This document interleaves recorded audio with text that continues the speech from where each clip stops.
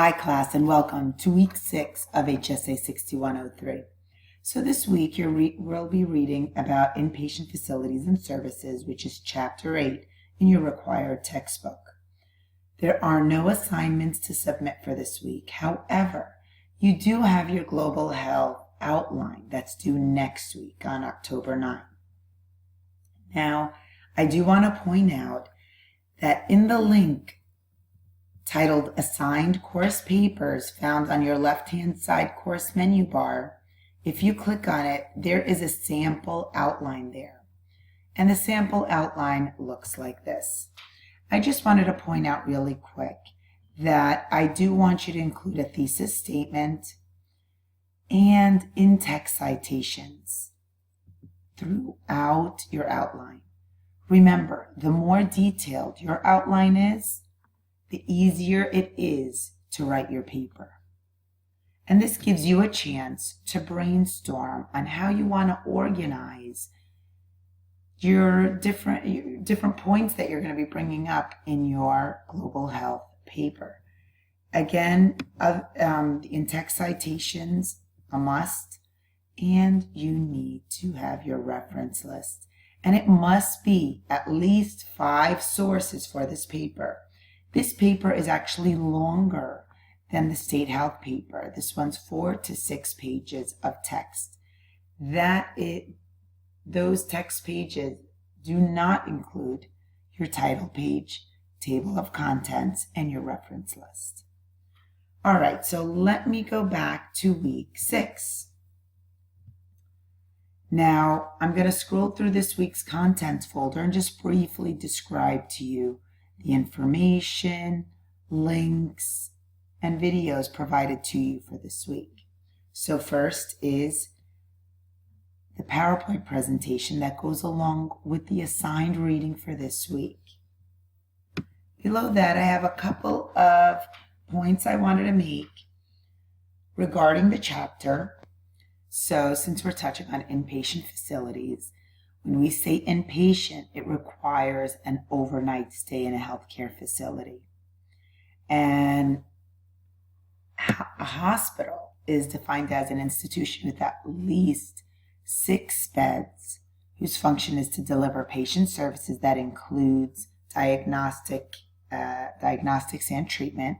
It must be licensed, have an organized physician staff, and provide continuing nursing services supervised by RNs. Now, so these 5 functions in the evolution of hospitals, the first one is primitive institutions of social welfare. So except for a few hospitals located in major U.S. cities,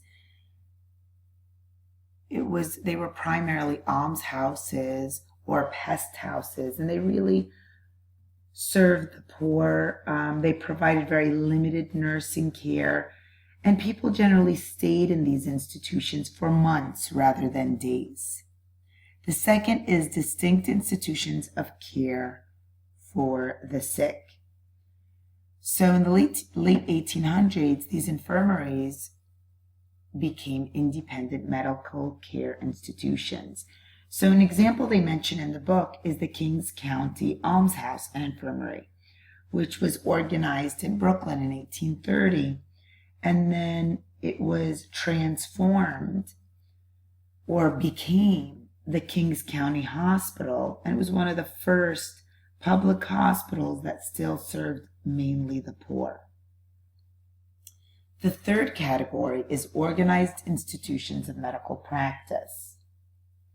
So from the later half of the 19th century, new technology, facilities, and personal training all became centered in the hospital.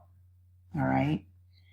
So the advances in medical science really transformed hospitals into institutions of medical practice. Fourth category is advanced institutions of medical training and research. So with the advances of biomedical knowledge, it became necessary for physicians to receive their training in hospitals. Okay? And last is the consolidated systems of health service delivery. So hospitals have been the major cost centers in the healthcare delivery systems. And then during the 1980s and 90s, of course, there were the concerns regarding healthcare costs, but the major cost centers in healthcare delivery were hospitals at the time. All right.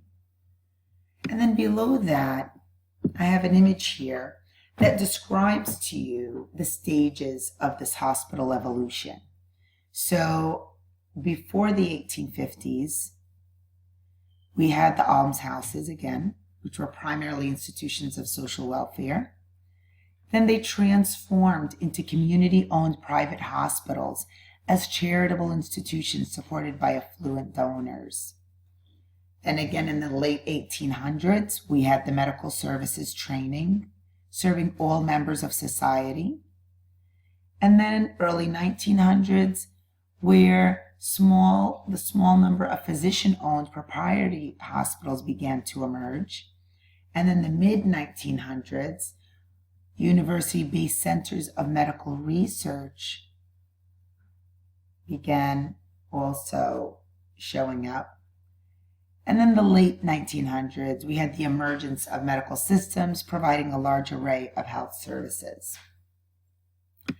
Now, last, I just really wanted to touch on the Hill-Burton Act, which provided federal grants to states for the construction of new community hospitals. So the objective was to create 4.5 beds per 1,000 people.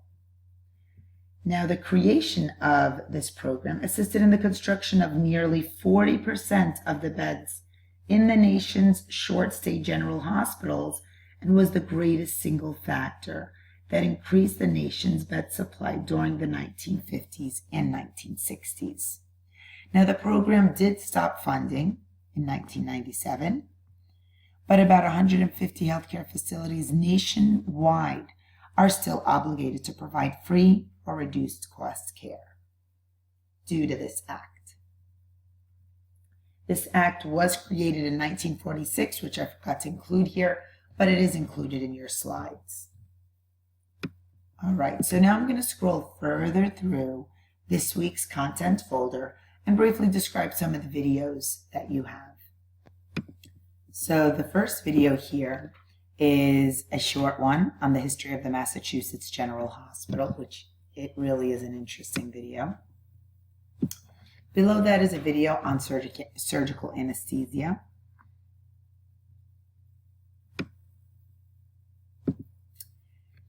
And this video provides an overview of what academic medical centers and teaching hospitals are.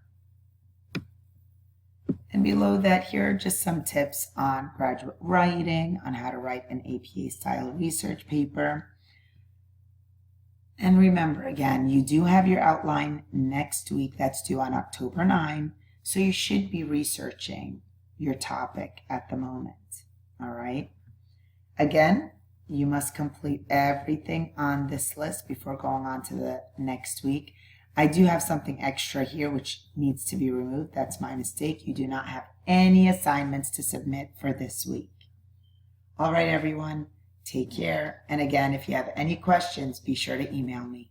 Bye.